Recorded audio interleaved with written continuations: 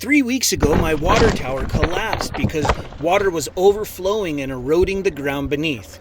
But don't worry, this video has a happy ending. I was having dinner when I heard something go bang, and I looked outside. This tower was actually on the other side of the fence. So immediately I broke things down, rolled the tower over the fence, cleaned things up, and I waited until the next day to get to work. Thankfully, I really overbuilt the tower. The tower itself didn't fail. It was the water eroding the dirt away from the footers. So believe it or not, the tower itself is in perfect condition except for one post broke at the end. The part that was underground and took, the brunt of the force as it fell. So I'm pulling out one post. I'm going to replace that post.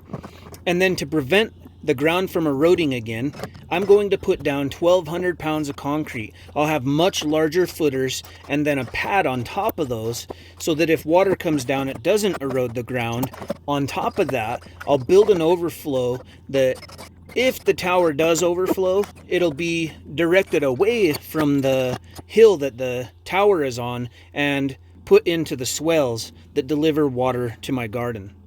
I built the hill up and leveled it so I could put about 2.5 feet of the posts in ground. I don't have much concrete experience, so I decided to do a dry pour because it's easy. I put down lava rock, then I put down rewire, then I poured the concrete on top, dry, floated it out fairly smooth, and then just, I sprinkled water on it the first time, about an hour later again, and then I soaked it the third time, kept it wet for 48 hours, and then let it slowly cure over several days. I did not continue to build the tower until it had dried for about a week.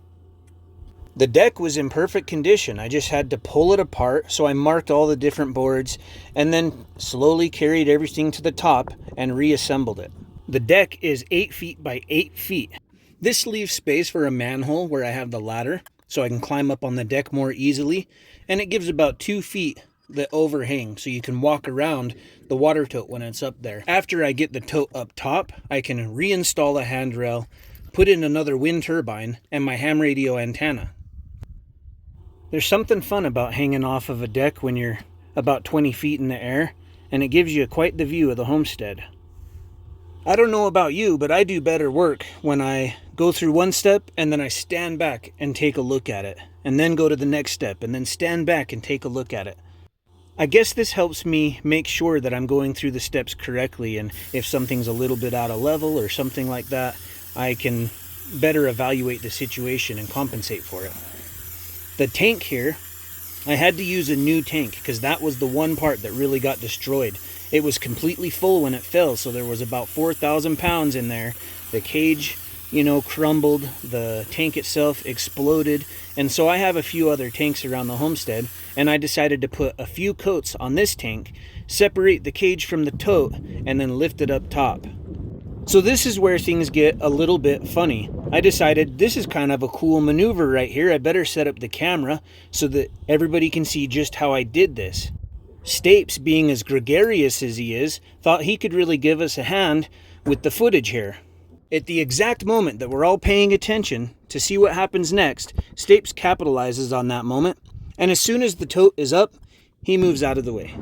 At this point, I'm pretty beat for the day, and putting that cage up is going to be tough. So I put about 50 to 100 gallons of water in the tank overnight, and today I knew I had to get that cage up before the wind the next morning.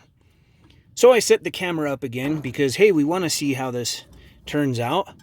And I don't know exactly what's going on. The universe probably just doesn't want you to see what's going on here. But the camera shuts down at just the right moment. So this is the best footage I got for you. I used paracord to hoist it up.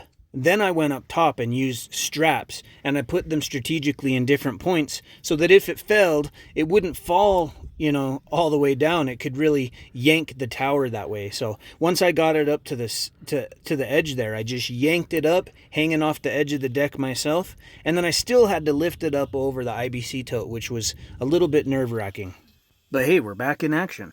Hit the link below to join my mailing list. You'll get a free ebook. Plus, you'll be notified as soon as my ultimate off-grid living guide is available, and that's going to be free as well.